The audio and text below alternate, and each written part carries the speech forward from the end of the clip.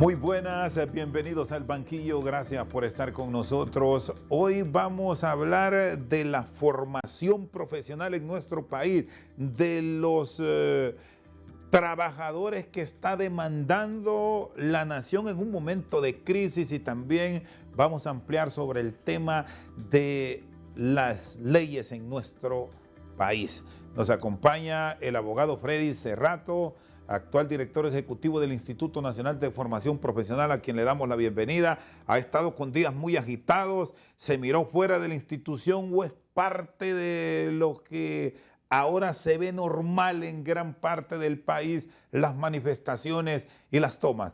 Abogado, buenas noches, qué gusto saludarlo. Sí, muy buenas noches, Rosendo. Es un placer poder compartir con usted hoy y poder también compartir con el pueblo hondureño.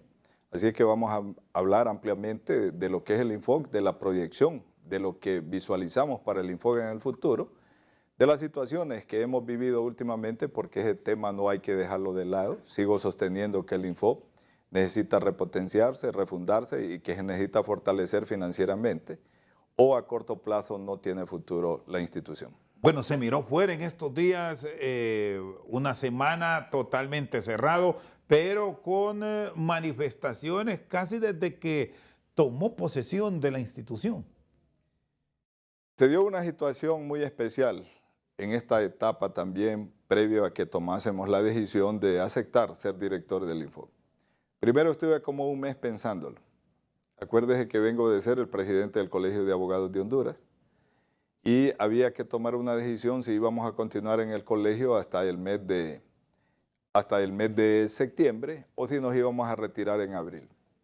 Optamos por retirarnos en abril y hasta en ese momento aceptamos entonces, después de un mes de estarlo pensando, tomar la dirección del INFOC. Pero antes de eso yo había revisado los estados financieros de la institución, había revisado un informe que había mandado a elaborar USAID y establece una serie de recomendaciones. Pero puntualmente la que más me llamó la atención es el hecho de que establece que el INFOC se ha mantenido en un ingreso presupuestario alrededor de 1.000 millones en los últimos 5 años. Y que si eso no cambia, ver sus gastos administrativos, pago de sueldos y salarios de personal permanente y personal de contrato, eso actualmente significa un 86% del presupuesto y que para las acciones formativas propiamente únicamente quedaba un 14%. Que de mantenerse linealmente esa conducta en el manejo del presupuesto, para el 2025 el INFOC no tendría capacidad para seguir operando. Y por eso es que desde que asumimos empezamos con una política de austeridad, de acercamiento con el sector empresarial para mirar la manera de reimpulsar las captaciones.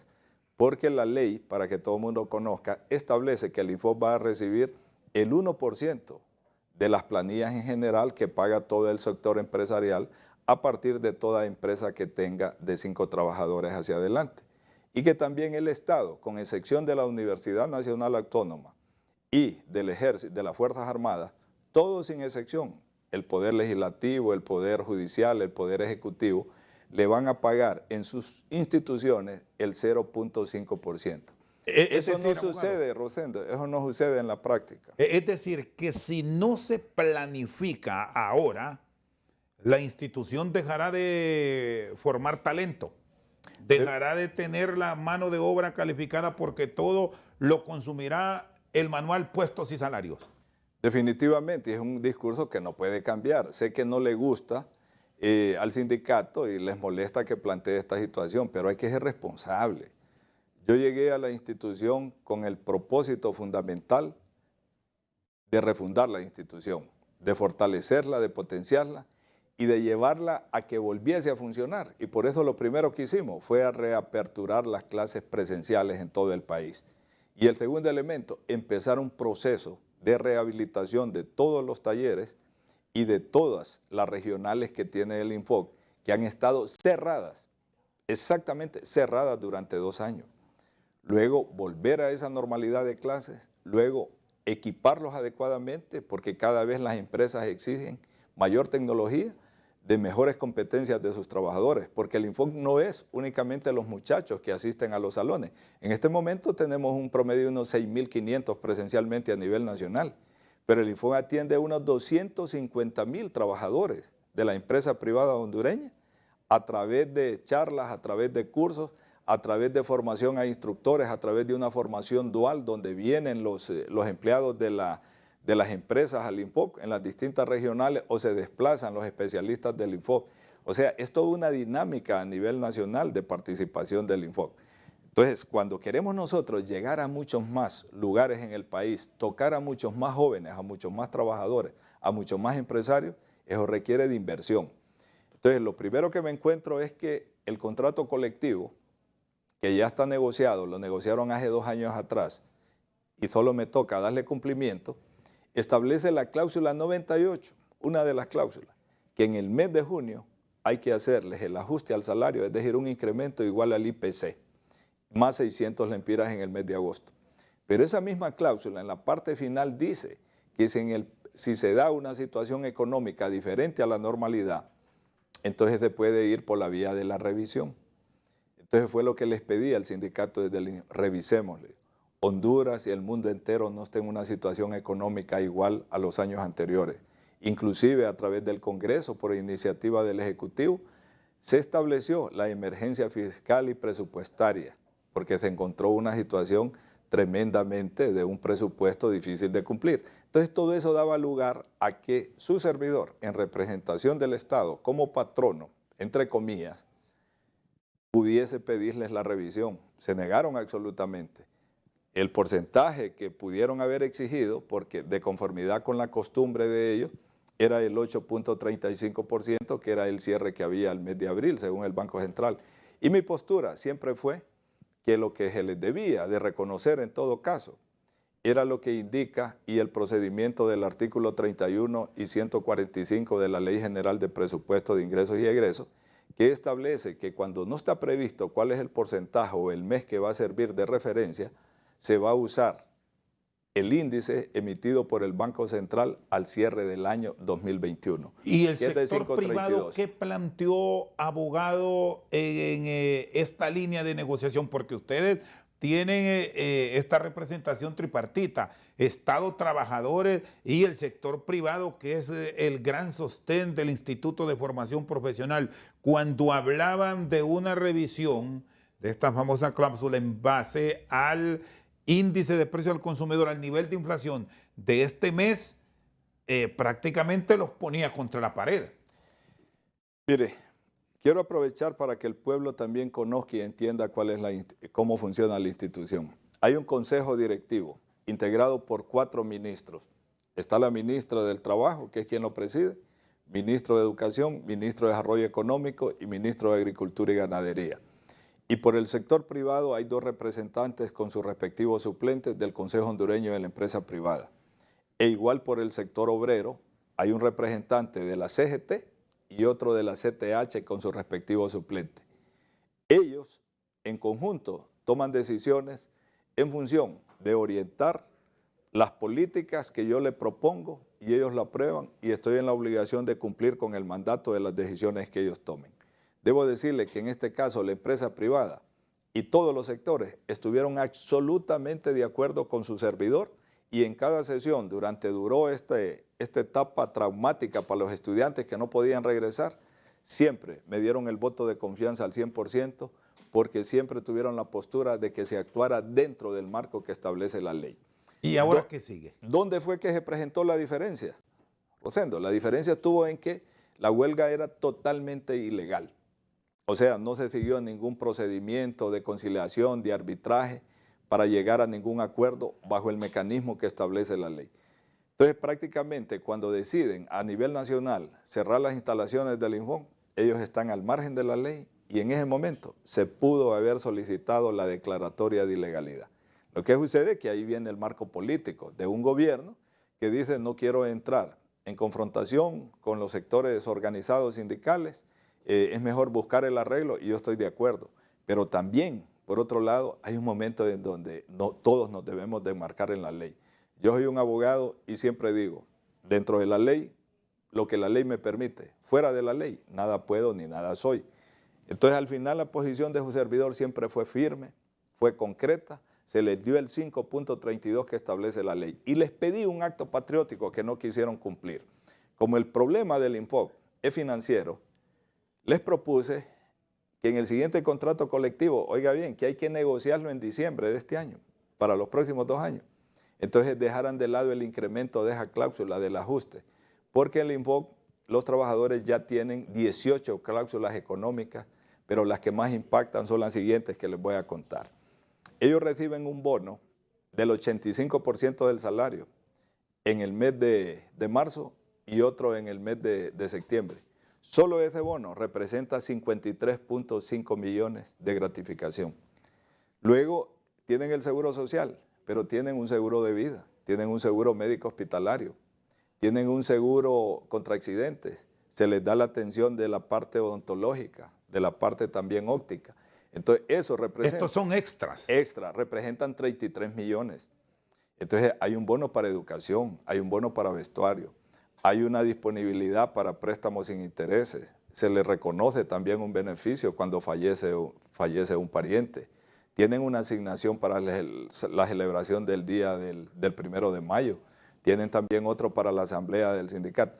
En sí, son 19 cláusulas y la única que su servidor, porque aquí se ha querido malentender y manejar la situación de que es que yo no les quería cumplir con el contrato colectivo. No, solo estaba actuando dentro de lo que la misma contrato colectivo me permitía, que es la revisión de esa cláusula.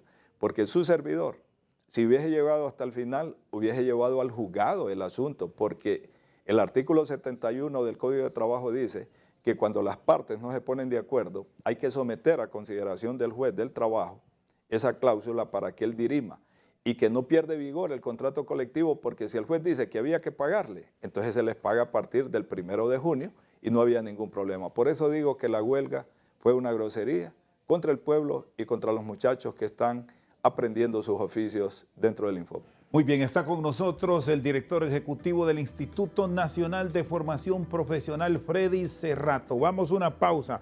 Cuando regresemos, ¿qué reformas deberán plantearse frente a la eventual desaparición de la institución en el 2025, que él mismo nos ha revelado con todo lo que hasta ahora ingresa y egresa a la institución?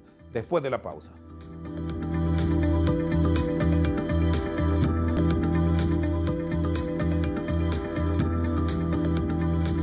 Seguimos con el director ejecutivo del Instituto Nacional de Formación Profesional, Freddy Cerrato.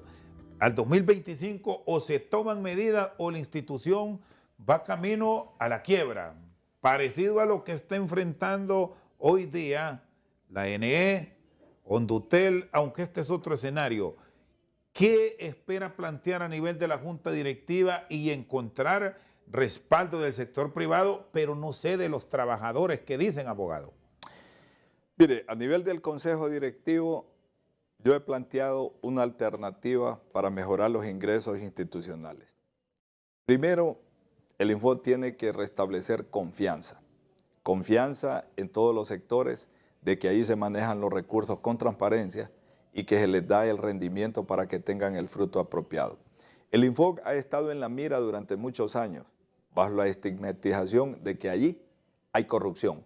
Pero eso no lo va a definir ahorita el Tribunal Superior de Cuentas, que está realizando una auditoría, el equipo que tiene ya 2 años de estar ahí, me dicen, desde el 2010 al 2020. Y se espera que para este mes de junio salga a la luz pública cuál es la situación desde la época en que lo dirigió don David Chávez y todo el decurso del tiempo hasta ahora. Cuando el sector empresarial pierde la confianza y el sector empresarial dice que es una institución politizada, dice que es una institución que no merece realmente que se maneje de esta forma, sino que debería de haber una composición diferente en la estructura donde tenga más incidencia el sector empresarial, porque son los recaudadores a través del 1% de las planillas, aun cuando el Estado les estableció un mecanismo para rebajarle ese 1% del pago del impuesto sobre la renta. Pero de cualquier manera, si ellos no lo recaudan, no podría tener ingresos el Infoc.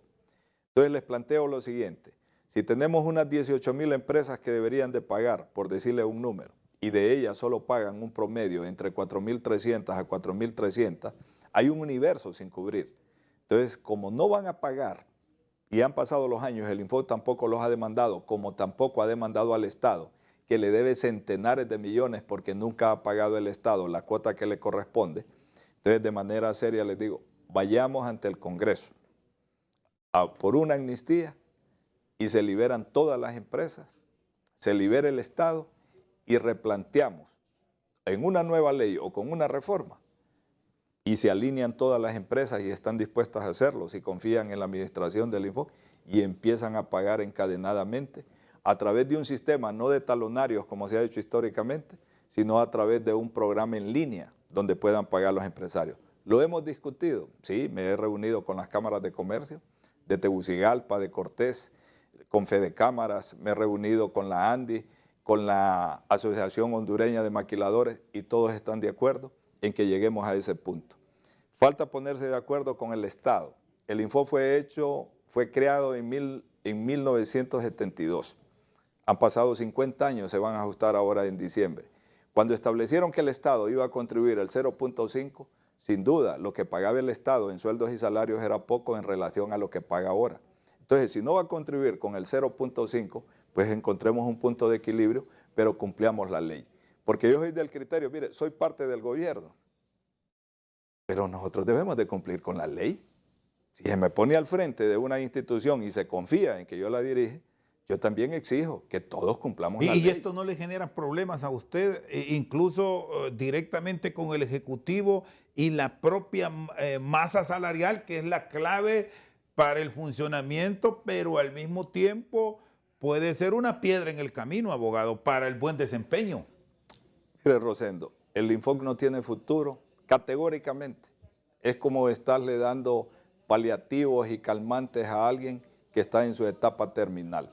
El Infoc necesita categóricamente mejorar sus ingresos, pero si vamos a mejorar los ingresos, también tenemos que cerrar la llave que lo drene. Y entonces aquí se necesita un equilibrio también en la negociación del contrato colectivo frente a la otra cuestión del crecimiento. Yo estoy convencido que de 1.000 millones que recaudamos actualmente, podemos pasar a 1.500 millones si vamos con la amnistía, si hay confianza y si también llegamos a un contrato colectivo adecuado con el sindicato. Porque aquí es donde el sindicato debe negociar de una manera donde el beneficio lo obtengan más los que ganan poco, pero que no lo obtengan igual de alto los que ya ganan bastante. Y hay esa anuencia, abogado Cerrato, para de forma armoniosa resolver el conflicto o no. Porque aquí estamos claros que cuando tocan el salario, cuando tocan los intereses del bolsillo, siempre brincan. Yo miré que ahorita no hubo esa voluntad. Establecer como argumento que era un contrato colectivo ya negociado no es válido si debemos de tener la conciencia de que la institución tiene una situación precaria. Sin embargo, la manifestación del sindicato es que no es precaria la situación, sino que tiene solvencia, porque dicen tiene unos 500 millones en ahorro en el banco. Es que no se trata de que una institución no tenga una reserva para salirle al encuentro de situaciones imprevistas. No se trata de decir que una institución está solvente mientras pueda pagar los salarios, sino que una institución también tiene una proyección, una perspectiva de cómo se quiere expandir, cómo quiere contratar más técnicos, cómo quiere hacer más instalaciones, cómo quiere modernizar el equipo. Porque cuando usted revisa los estados financieros y mira de que ya los edificios están en un valor de rescate, están de pie, pero tienen cualquier cantidad de fallas. ¿Por qué? Porque ya solo les queda un 10% del valor en activo, lo mismo el equipo. Entonces uno tiene que tener una visión de que esto tiene que ir en grande. El Infoc es una institución extraordinaria, de ahí se ha formado tanto joven y se han capacitado tanto trabajador. Y el Infoc es una necesidad imperativa en la educación técnico formal que se da en el país. Mire, los empresarios están a las puertas del Infoc esperando que un muchacho salga con una certificación de que aprendió un oficio. Porque claro, la formación que se les da es esmerada. Si hay un especialista del Infoc que tiene 30 años, 40 años de experiencia, que inclusive la institución lo ha mandado fuera a Europa, lo ha mandado a Asia a especializarse en técnicas del oficio que enseña, lógicamente que cuando agarra a un muchacho y lo tiene por 2 años de manera consecutiva y a diaria, y tiene un grupo de 15, 20 muchachos. Es una participación individualizada, donde ese muchacho adquiere una formación extraordinaria. Y la normativa legal que habrá que cambiar o por lo menos negociar con las partes para no exponer a la desaparición a la entidad estatal, ¿qué debe contener puntualmente? ¿Cuál es el análisis que han hecho y que deberá pasar por el Congreso Nacional? Mira, el INFOC necesita una ley, el INFOC no necesita reformas. Se puede hacer ahorita una reforma mientras se crea la ley, porque el INFOC necesita una ley nueva, una ley categórica que se adapte a las necesidades de la formación y también de la estructura que debe tener. No puede seguir funcionando con una ley que no llega ni siquiera a 40 artículos. Una ley que nunca fue reglamentado, pero que sería mucho más grande el reglamento que la misma ley. Y los reglamentos están en función de desarrollar la ley y no pesan más los reglamentos que la ley. Se necesita hacer una nueva ley. El INFOC forma parte y debe recibir instrucciones del Consejo Nacional de Educación. Hay toda una currícula establecida para lo que son las organizaciones de formación técnico-profesional, formal y no formal. Entonces se debe de hacer, y existe el equipo. El mismo sindicato ha trabajado, fíjese bien, en propuestas, dicen ellos, para que el INFOC pueda modernizarse. Y también allí se tiene que encajar la normativa de los sueldos, la normativa de la escala salarial, y se tiene que encajar cuál es la estructura que hay de toda la parte administrativa. Uno de los problemas cuando uno establece una especie de derecho comparado y también de instituciones similares que hay en otros países, se da cuenta que el INFOC tiene el doble del personal administrativo en relación al personal técnico, que el personal técnico es el que está en el campo, es el que está en la tarea directamente enseñando los oficios. ¿Cómo están los niveles? ¿Cuánto debería tener para tener el área de formación profesional, lo técnico, frente a lo administrativo que está en despacho? Sería aceptable si tan siquiera estuviéramos 2-1, 2 técnicos por un administrativo, pero el INFOC ha llegado a niveles, ¿verdad? Me imagino producto de la politización y de darle empleomanía al activismo, sobre todo hay que decirlo, del Partido Nacional en estos tiempos, y cuando el estudio fue hecho, que estaba 3-1. Habían 3 administrativos por una persona técnica. Los salarios que se pagan en el personal, eso es necesario pagarlo, porque usted tiene un técnico y lógicamente y los insumos que consume. Pero cuando usted no tiene en el presupuesto recursos para expansión, entonces ahí tiene un problema. Le voy a utilizar una política económica a la inversa, Rosendo. En vez de salir su servidor al frente de que disminuyera el costo de la cláusula 98 para que ellos cobraran menos y que en los próximos 2 años no cobraran nada por esa cláusula, que es una de las políticas que les planteé que podía suceder, ¿va? Y que ellos podrían aceptar para que se fortalezca la institución, se recupere. Entonces lo pongo a la inversa. Viene este año y se les hubiera dado, a esta fecha todavía estuviéramos discutiendo y ellos hubieran dicho, queremos la de ahorita. Creo que ya llegó casi a 11, no sé cómo está hoy. Y se les da eso. Y para el otro año en la negociación, que es incierto, ¿cómo va a estar la inflación? Entonces pongan lo que quieran.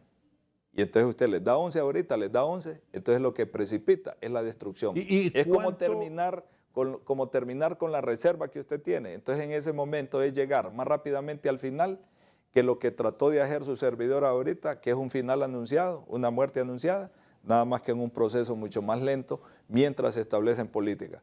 ¿Y cuánto consume en general? ¿Tiene un estimado con todas estas cláusulas y cuál es el margen de negociación que le queda? Porque hablar del tema económico, insisto en esto, vienen las quejas de las organizaciones sindicales, de las grandes centrales obreras del país y hablan de estar atentando en contra de derechos laborales adquiridos. Definitivamente, ese es el argumento. Por ejemplo, en este caso, el sindicato del INFOC pertenece a la Central Unitaria de Trabajadores que dirige don Juan Barahona. Don Juan Barahona está en una doble condición porque ahora es dirigente y está en el Congreso. Entonces, libre, dice, somos una organización política en el poder que defiende a la clase trabajadora. Entonces, en ese mismo momento, entonces como que se deja de accionar y de tomar las decisiones que dentro del marco de la ley se deben de tomar. Porque uno en este momento sí se tiene que preguntar como funcionario, ¿Qué es lo que debo de atender? ¿Solo la postura política al margen de la ley o me obliga más la ley? ¿Qué me compromete más? ¿La Pero ley, entonces, el cumplimiento abogado, de la ley? Entonces allí, mire, entonces se le presenta al funcionario un dilema. Porque si a mí me dicen categóricamente desde el Consejo Directivo, vamos a aplicar la ley, entonces en este momento ya me hubiese visto obligado a ir ante el juzgado a presentar una revisión y ir ante el Ministerio de Trabajo a presentar una solicitud de ilegalidad de se la huelga. siente atado entonces, abogado, porque una eventual modificación va al Congreso, ahí puede tener trabas altos? Sí, yo no tengo iniciativa para ir por sí al Congreso, sino que el Consejo Directivo resuelve, se lo entrega a la presidenta del Consejo Directivo, que es la ministra de Trabajo, y la ministra del Trabajo tiene iniciativa previamente expuesta ante el Consejo de Ministros. Hay un procedimiento, pero con la pregunta que usted, ¿se siente actado? Totalmente. Mire, estas instituciones prácticamente el director es de tercer grado. ¿Por qué? Porque encima de él hay un consejo directivo. Y con todo esto han Y si pensado no, en mejor irse. y si no se pone de acuerdo, si es que nunca tuve mayor intención ni siquiera de llegar. Pero el punto es el siguiente. Mire, yo no... Pero aquí, abogado, uno dice, cuando es del interior, así se habla más, Sí. con mayor franqueza. Si no me quieren en un lado, me voy. Es que no es no me quieren. Depende de quién no lo quiere. ¿Usted ¿Por se qué? siente respaldado por el Ejecutivo, por la Presidenta, Mire, por el sector privado que es clave, por su consejo directivo? totalmente, totalmente. Siempre con el voto de confianza. Lo que hay es una restricción para el cumplimiento total de la ley, como usted lo dijo antes, por no entrar en confrontación con las centrales obreras. Pero a mí ni la CTH ni la CGT estuvo en contra de su servidor en la confianza. Al final se decantaron por el hecho del cumplimiento estricto de lo que establece la ley. Pero el punto está en que si grita el Citrainfoc fuera hace rato, esa es una expresión, porque lógicamente no estoy de acuerdo con la postura que tienen de cumplirle fielmente un contrato colectivo mientras una disposición legal me dice que la podemos revisar. Y al final me quedo satisfecho, se les pagó lo que dice la ley y no corro el riesgo, junto con el Consejo Directivo, de ser llamado al Tribunal Superior de Cuentas por haberlos inducido a aprobar más de lo que la ley permite. Muy bien, está con nosotros el director ejecutivo del Instituto Nacional de Formación Profesional, Freddy Cerrato. Una pausa y ya regresamos.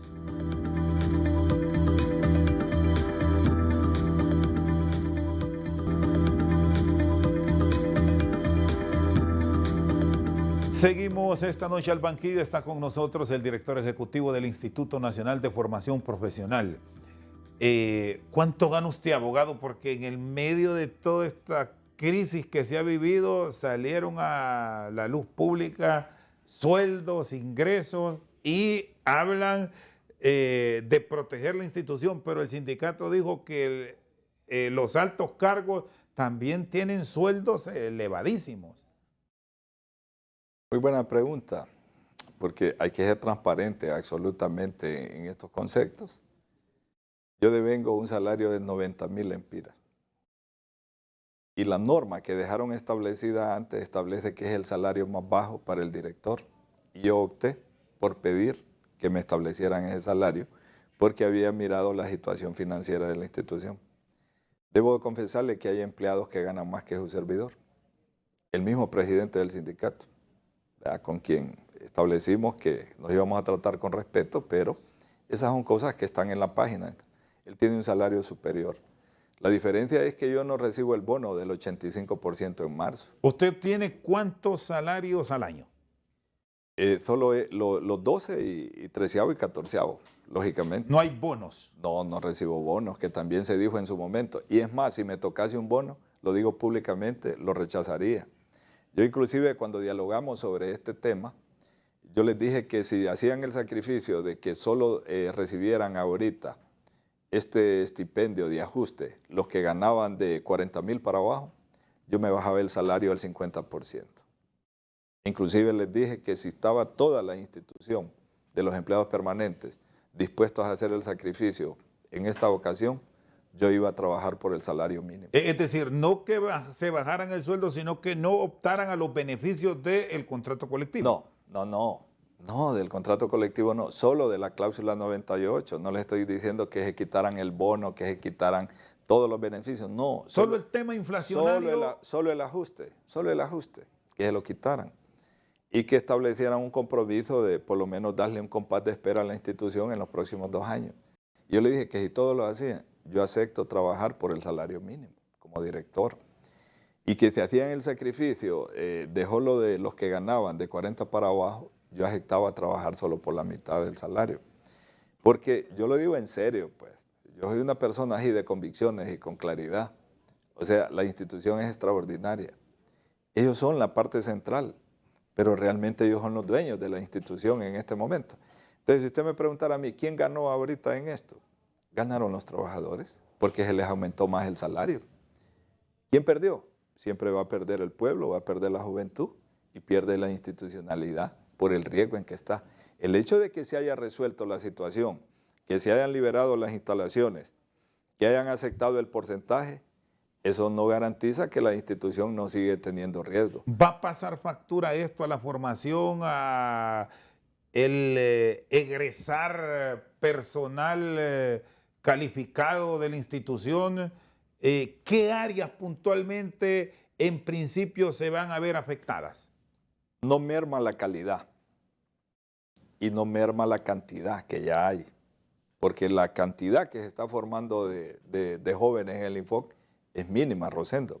Si viene 2 años de estar cerrado al 100%, y en 2 años siempre cobraron su salario. Y la formación que registró en estos años, 2 años, porque esto no es de trabajo en línea, mucho ocupa lo práctico. No, Rosendo. Lo que son los oficios, 0% de egresados, ni uno.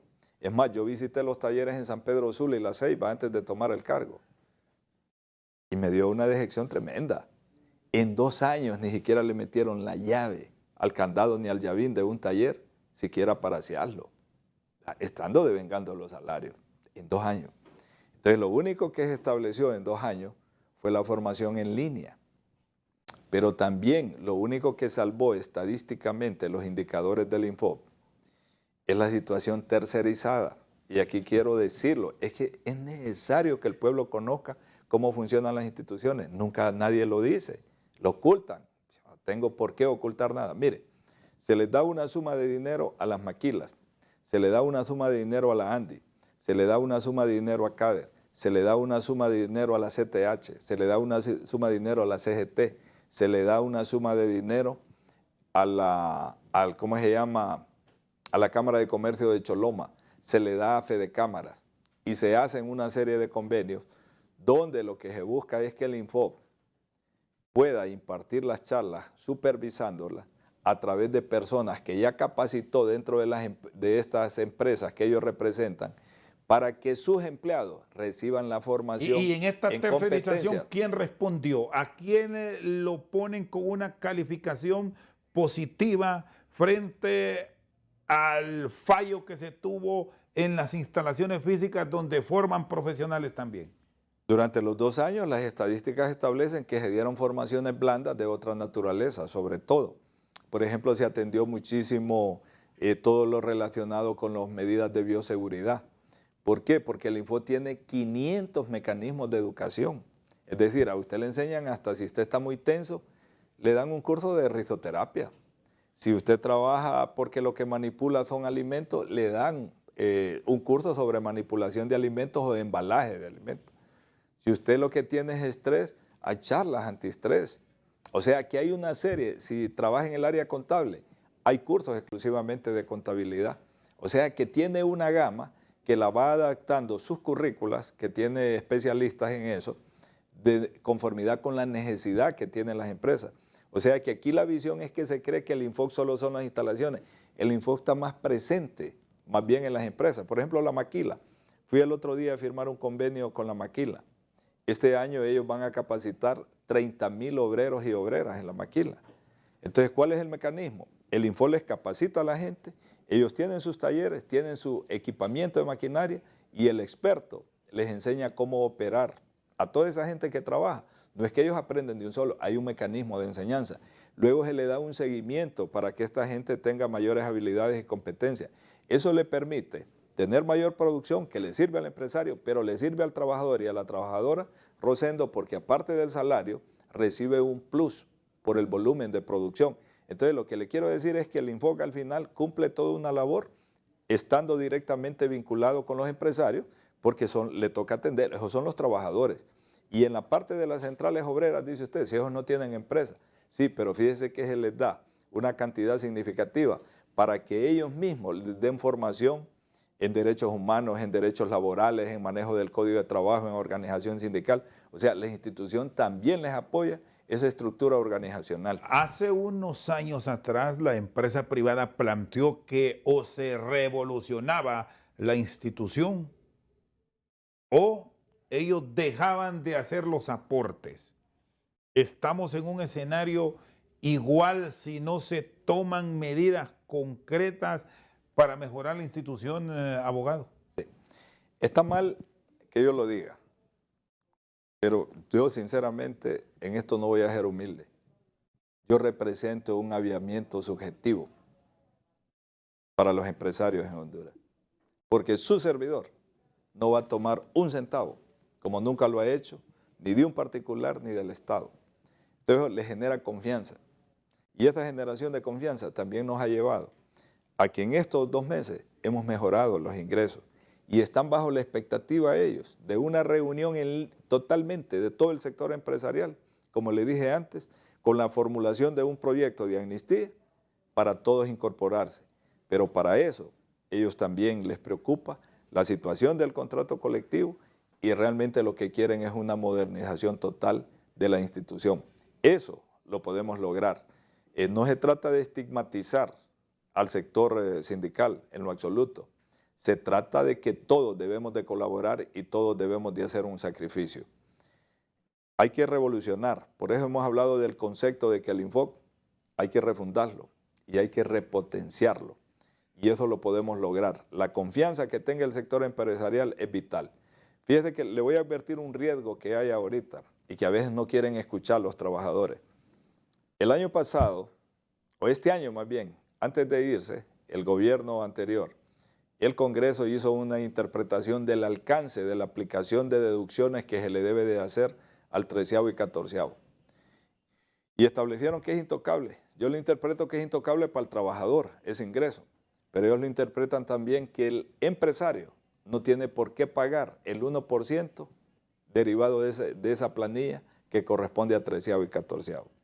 Esa interpretación llevada a la práctica disminuye en 200 millones el ingreso del Infoca en el presupuesto. Esa cantidad es suficiente para no tener capacidad operativa al siguiente año. Esa es una realidad. ¿Por qué? Porque ahorita entre la masa salarial y los gastos administrativos andamos arriba de casi 900 millones.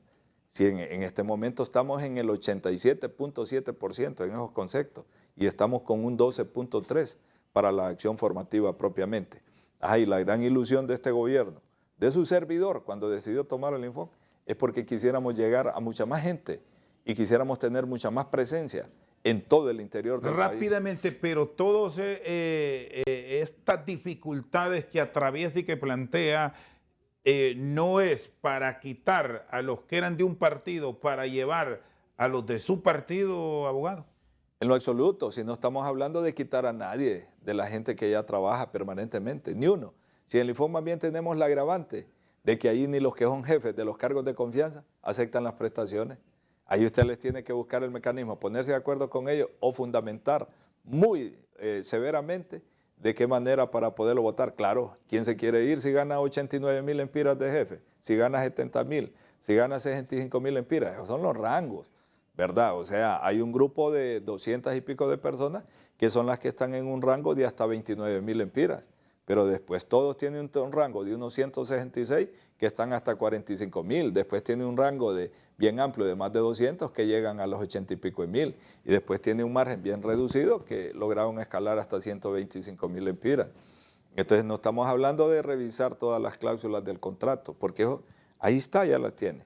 En diciembre, ¿qué es lo que sucede? En diciembre tiene la facultad el patrono, entre comillas, y ya le voy a decir por qué insisto en decir entre comillas, de poder pedir ante el Ministerio de Trabajo lo que es la denuncia que se llama de contrato colectivo para revisar las cláusulas. Pero si no hay esa comprensión de que el INFOC necesita mejorar sus ingresos, que el INFOC necesita recobrar confianza y que los trabajadores también tienen que hacer un sacrificio, entonces lo que le depara es un mal fin a la institución. Mire, Rosendo, cuando digo entre comillas es por lo siguiente: yo no me siento patrón de nadie, ¿sí? O sea, yo no siento que estoy en una fábrica, ¿sí? Yo no estoy en una empresa privada, ¿sí? Yo me siento un subalterno y me siento una persona más bien al servicio del pueblo, como un funcionario público. Entonces estas instituciones con estos sindicatos en el Estado son diferentes el tratamiento, porque fíjese que no producen ningún bien material, sino que lo que prestan es un servicio de formación. Y cuando se detiene la actividad, perjudican al pueblo y al estudiante, pero no me perjudican a mí, ni perjudican propiamente un sector productivo porque no estamos sacando un producto material al mercado. Muy bien, está con nosotros el director ejecutivo del Instituto de Formación Profesional, Freddy Cerrato.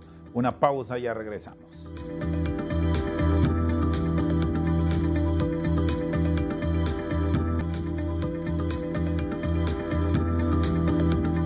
Seguimos esta noche al banquillo, está con nosotros el abogado Freddy Cerrato. Bueno, hemos hablado de cambios, de transformación en el Instituto de Formación Profesional.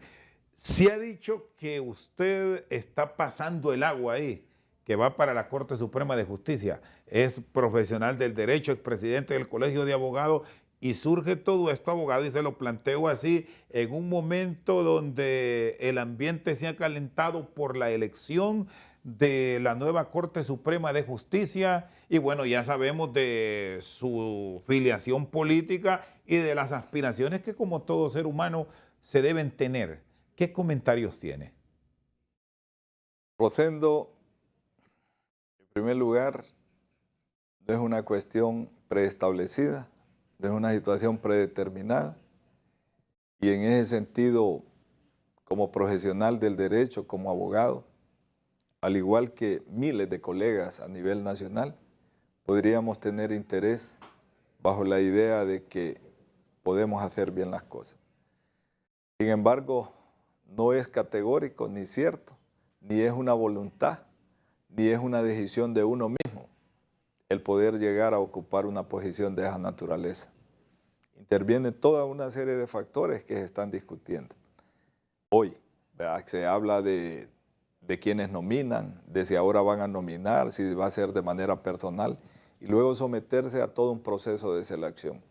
Si no voy a negar que tengo una afiliación política, soy militante total de Libre, pero yo creo que el pretender que en Honduras, oiga bien, van a despolitizar la elección de los funcionarios que en segundo grado se eligen a través del Congreso, eso solo sería posible si trajéramos personas o seres extraterrestres que nunca hayan vivido aquí, que nunca han estado vinculados, pero aquí todo el mundo tiene un sentimiento político. Es decir, estamos próximos a tener una elección, abogado Cerrato, donde los partidos políticos con las mayorías en el Congreso Nacional, en una elección que se hace con mayoría calificada,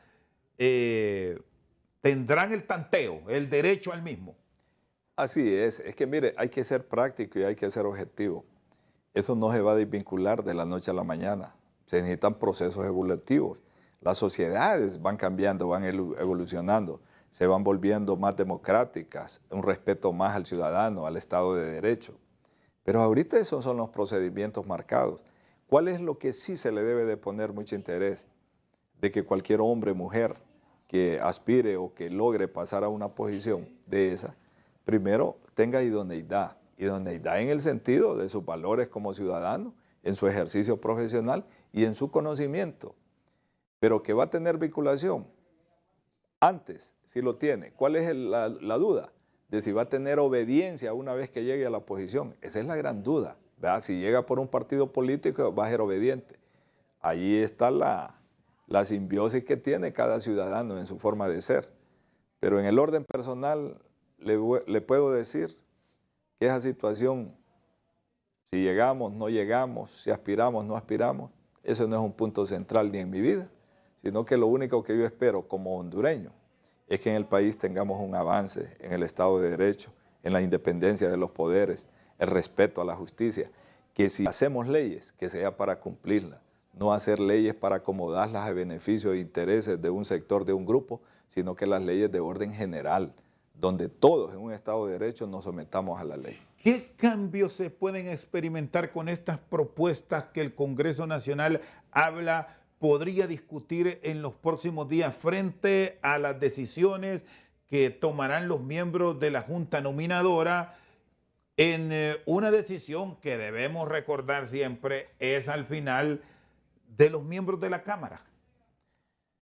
Yo creo que la idea de democratizarlo en el sentido de que no sean 7 entidades las que lo propongan, me parece que deja más libertad, es más democrático y es más justo que cada quien se autonomine. Porque si lo hace cada uno de los sectores, lo hace con la gente de su simpatía. Y eso inmediatamente establece que ya lleva un voto adelantado favorable, porque aún la persona que nominan para que vaya a tener la voz y voto en la discusión, es una persona que ya la puso ese sector. Llámese las universidades a través del claustro de profesores de la Facultad de Derecho, la Corte Suprema de Justicia, el Colegio de Abogados, la Comisionada de Derechos Humanos, el COED, las centrales obreras. Entonces cada una, si usted lo va mirando, cada uno escogen a sus personas para ir a apoyarla ahí. Y le llama la atención. Lo que se arma ahí es una contienda de intereses, pero no realmente una contienda de análisis científico, ¿verdad? Y de análisis de humanidades y de conocimiento general y de conocimiento especializado en la materia de derecho. Y le llama la atención, abogado Cerrato, usted que fue presidente del colegio, que con este nuevo procedimiento que vamos a ir a la 4ª elección, Vilma Morales, Rivera Vilés, Argueta Pérez y él o la que estará al frente de la Corte en este nuevo periodo, que de todos los que propone el Colegio de Abogados, por ejemplo, de la propuesta del colegio que usted dirigió, nunca escogen a nadie. O sea, han salido de otros lados. Como un dato curioso. Pero al final, es curioso, pero al final lo que se comenta es de que al final se escogen en los que tenía incidencia o tenía el interés el expresidente de la República. Eso, pues uno no lo define porque no forma parte de las comisiones, pero uno mira las tendencias. Por ejemplo, ahorita, mire cómo fue de aguerrida la lucha por parte del Frente Patria por retomar el Colegio de Abogados. Porque yo lo gané después de 14 años, que lo dirigió consecutivamente el Frente Patria. Pero luego entonces usted empieza a revisar. Entonces empiezan a pensar y dicen, no, el COED va en la línea, dice, de apoyar a la gente que venía de ese proceso y ahora, dicen, hasta está participando en la Junta Directiva para el Tribunal de Honor, uno de los funcionarios, de los empleados del COED. Entonces empiezan a vincular. El de la Corte dice, ya se sabe que va a tener un corte de estrellas solitarias. Luego quieren tomar el colegio porque con eso suman 3. Luego la universidad, dicen, viene por esa línea, van 4. Luego la señora de los derechos humanos dice, con esa línea ya suman 5. Y los únicos que quedan por ver cuál es la postura que van a tomar es la sociedad civil y las centrales obreras. Entonces todo el mundo empieza a especular. Cuando entonces se le sale al paso y le dice que no nominen mejor. Entonces fíjese que es importante porque en ese momento entonces ya disuelven esa duda que se está dando de que han ido aunando fuerzas para después escoger solo el grupo que quieren que pase al tamiz del Congreso. Y que ya el Congreso no tiene mucho de dónde escoger, dicen, porque ya todos están alineados en su mayoría en una postura de un partido que los nominadores decidieron seleccionar. Entonces me parece que si llegan a eso, que necesita reforma, aunque esto creo que solo está en el reglamento, pero lo que es en la Constitución, eso requiere de que lo aprueben ahora para ir a ratificarlo a una segunda legislatura. Que ya no ajuste el tiempo porque hay que convocar este año. La única manera que les ajustaría el tiempo es si lo cambiaran radicalmente y si el Congreso directamente los escogiera. ¿Por qué? Porque lo aprueban ahorita. Luego hacen un compás de espera, aunque no entre en la misma fecha prevista de la Corte, porque a la segunda legislatura se instalan en enero, ¿verdad? Que es el mismo tiempo donde se debe elegir la gente de, ¿cómo se llama?, para la nueva corte. Pues yo veo de que el tiempo está bastante apretado. Pero aquí, como dicen Rosendo y decía, que en paz descanse don Chelato, aquí nunca se sabe. Muy bien, gracias abogado, muy amable. A la orden, estamos para servir. El director ejecutivo del Instituto Nacional de Formación Profesional, expresidente del Colegio de Abogados, Freddy Cerrato, con nosotros esta noche al banquillo. Por su sintonía, muchas gracias.